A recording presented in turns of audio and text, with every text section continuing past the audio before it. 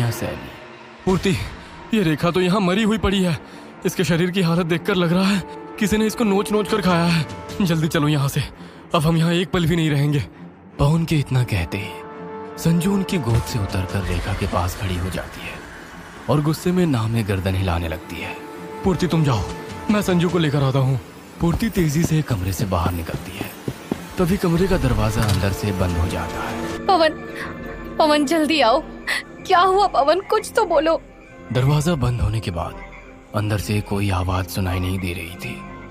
पूर्ति को कुछ समझ में नहीं आ रहा था वह कहाँ जाए, किससे मदद मांगे। दौड़ते हुए वो घर से बाहर निकलकर सीधे पंडित जी के पास पहुंचती है और उन्हें सारी बात बताती है। मैंने आपको पहले ही सावधान किया था कि वो घर सही नहीं है। आपकी बेटी कब से ऐसी हरकतें कर रही है? क्या इस घर में आने से पहले वो बिल्कुल सही थी? वो दरअसल मेरी बेटी नहीं है, हमने उसे गोद लिया है। उसका पास तो मैं भी नहीं जानती। हमारे पास तो वो 1 सप्ताह पहले ही आई है और पहले दिन से ही ऐसी गुमसुम सी है। तो चलिए सबसे पहले शेल्टर होम चलते हैं।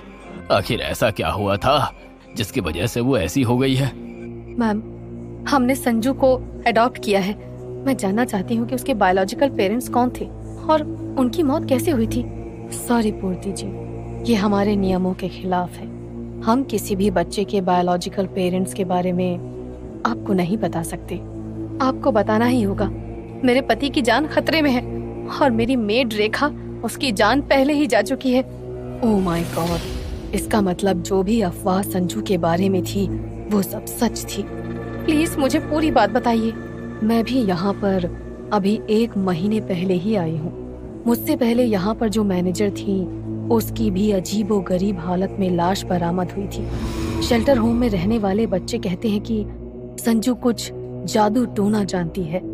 एक बार किसी बच्चे ने उसका मजाक बनाया था। अगले ही दिन उस बच्चे का पैर टूट गया था। इसी तरह अगर कभी भी कोई उसे कुछ कह दे तो उसके साथ कुछ न कुछ अनहोनी जरूर हो जाती थी।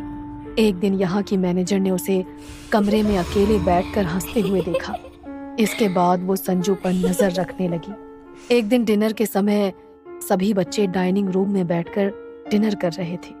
मैनेजर ने देखा कि संजू डाइनिंग रूम में खाना खाने के लिए नहीं आई है।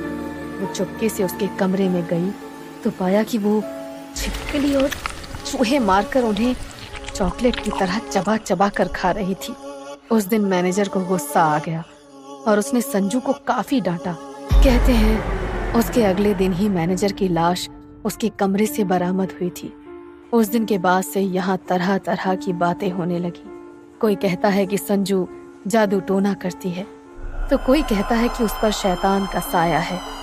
पुराने मैनेजर की मौत के बाद यहाँ मेरी नियुक्ति हुई और मैंने संजू के अजीब बर्ताव के कारण उसे एक मनोवैज्ञानिक के पास भेजना शुरू किया। डॉक्टर भार्गव ने ही मुझे बताया कि संजू का अजीब व्यवहार एक शॉक रिस्पॉन्स बिहेवियर के कारण है। अगर उसे प्यार और अच्छा माहौल मिले तो शायद उसकी हालत में सुधार आ जाए। बस इसीलिए मैंने उस बच्ची को आपको दे दिया। इतना सब होने के बाद आपने एक बार भी हमें ये सब बताना जरूरी नहीं समझा? क्या आपने जानने की कोशिश नहीं की कि उसके माता पिता की मौत कैसे हुई थी? और आपके पास आने से पहले क्या वो एक सामान्य बच्ची थी? मैडम, जब वो यहाँ लाई गई थी तब वो 1-2.5 साल की नन्ही सी बच्ची थी। रिकॉर्ड्स के मुताबिक उसके पेरेंट्स शहर के ही सिविल लाइंस एरिया में एक बंगले में रहते थे। एक सुबह उसके माता पिता मरे हुए पाए गए थे।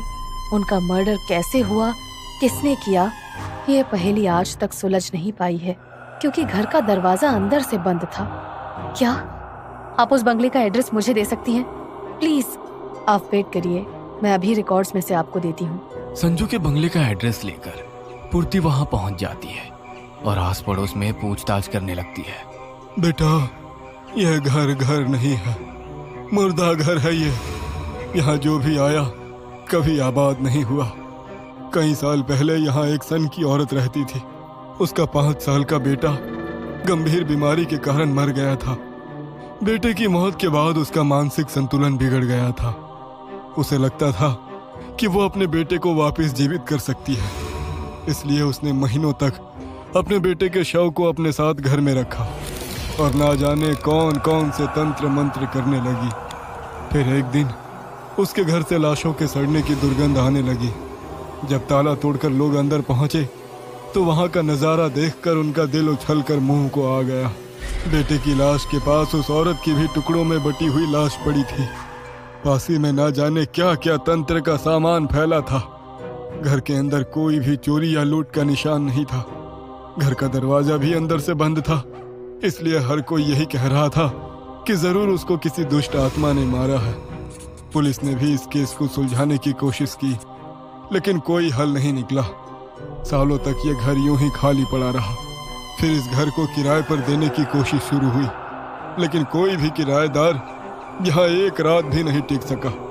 अगले ही दिन सब यहाँ से भाग खड़े होते थे।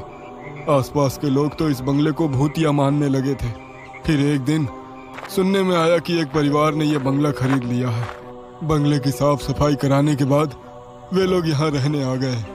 हमें लगा था कि बाकी के किराएदारों की तरह ये भी दिन दो दिन में भाग खड़े होंगे, लेकिन इस बार ऐसा नहीं हुआ। वे लोग आराम